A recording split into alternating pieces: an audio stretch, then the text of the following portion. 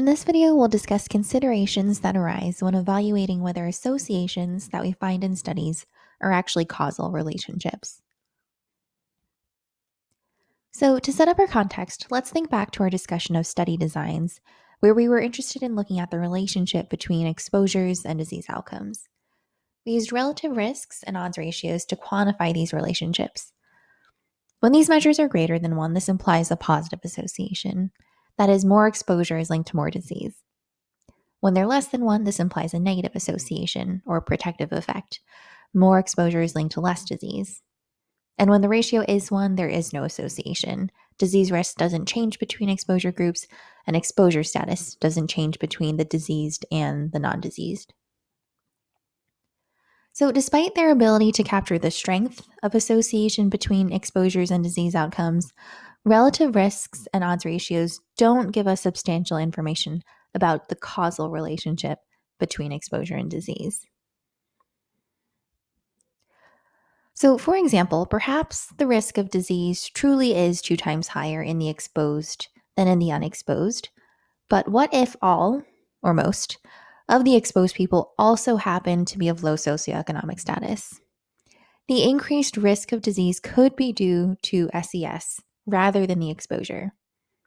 In other words, SES could be a confounder or confounding variable of the exposure-disease relationship. We can formally define confounding as follows.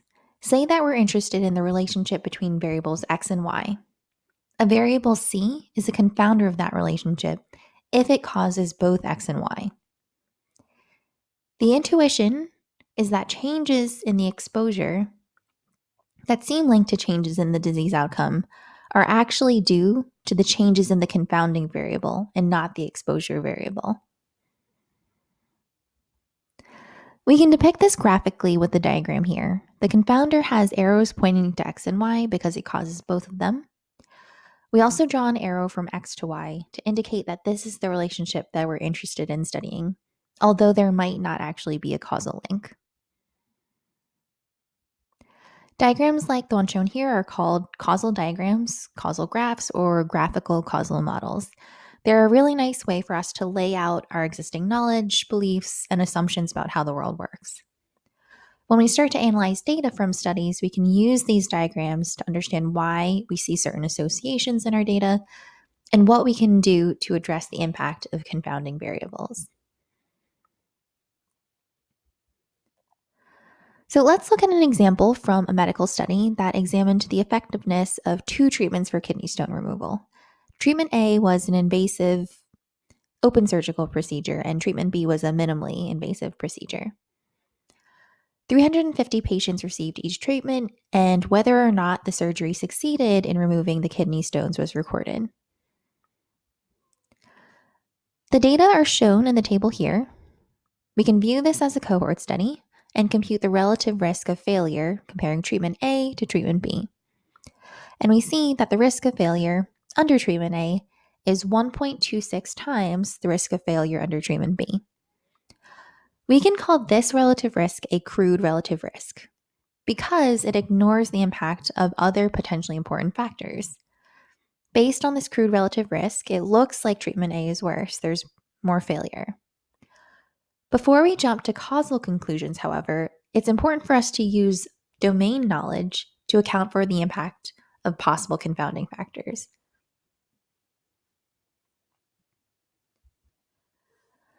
It turns out that one key confounder is the size of the kidney stones. Stone size is a common cause of both treatment and surgery outcome. It has an effect on what treatment surgeons decide to use. Surgeons actually prefer treatment A for large stones, and it has an effect on surgery outcome.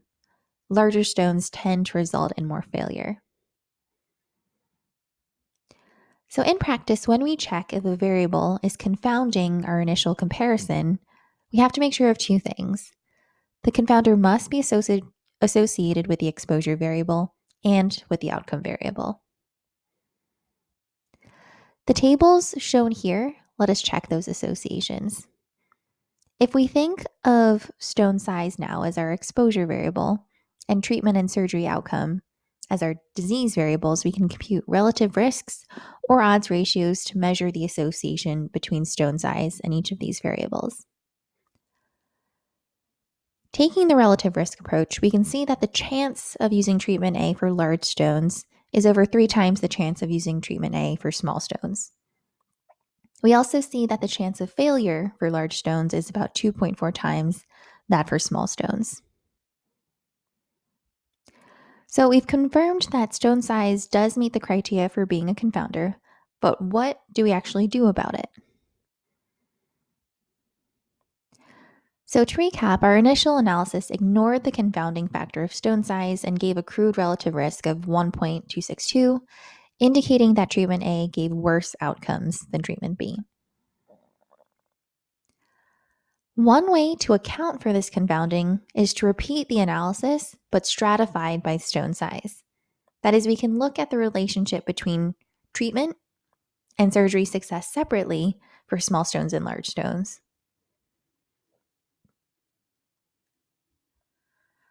When we do this and find the relative risk of surgery failure comparing treatment A to B, we get relative risks that are now both less than 1. What we've done in looking at these subgroups is in the same spirit as direct standardization, actually. In comparing treatment A and B, we have forced both treatments to have no differences in stone sizes when we do this stratification. The relative risks in these subgroups, called stratified relative risks, give us a more fair comparison than the crude relative risk. So treatment A is actually better for both small and large stones. It's better overall.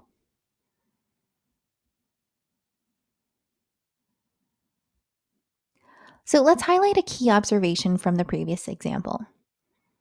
After we adjusted for the confounder through stratification, the stratified association measures became different from the crude measure. In the example, the observed relationship changed direction. The crude measure was greater than 1, but the stratified measures became less than 1. When the observed relationship flips direction, this is a special case of confounding known as Simpson's paradox. So note that the stratified measures can change in different ways as well. The observed relationship could disappear. That happens if the stratified measures become close to 1. The observed relationship could also go from seemingly non-existent to being existent. That is, the crude ratio measure could have been close to 1 at first, but the stratified measures move further away from 1.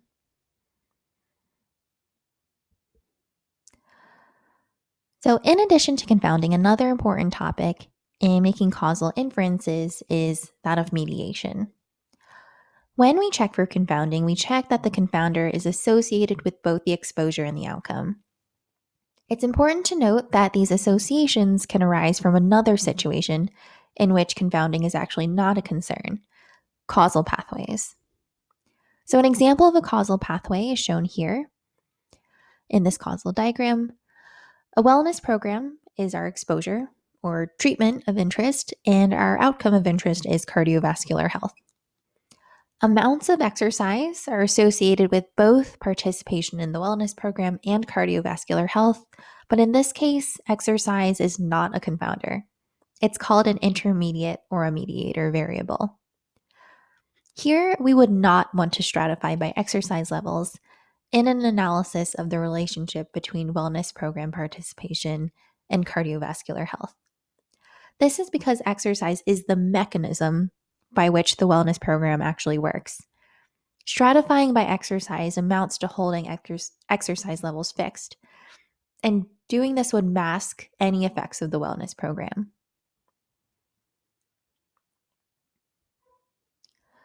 So let's wrap up the ideas that we've covered. In moving from associations to causal inferences, we need to consider the impact of key variables other than the exposure. So one way to estimate the causal effect of a treatment or exposure is to adjust for all confounders. We saw here that this can be achieved through stratification on the confounders. This can also be achieved with statistical models called regression models. So you might imagine that measuring all confounders is tricky, if not impossible. This is true, but there are more advanced tools within the field of causal inference that help us estimate causal effects in various measurement scenarios. Beyond confounding, we also discussed the concept of mediation.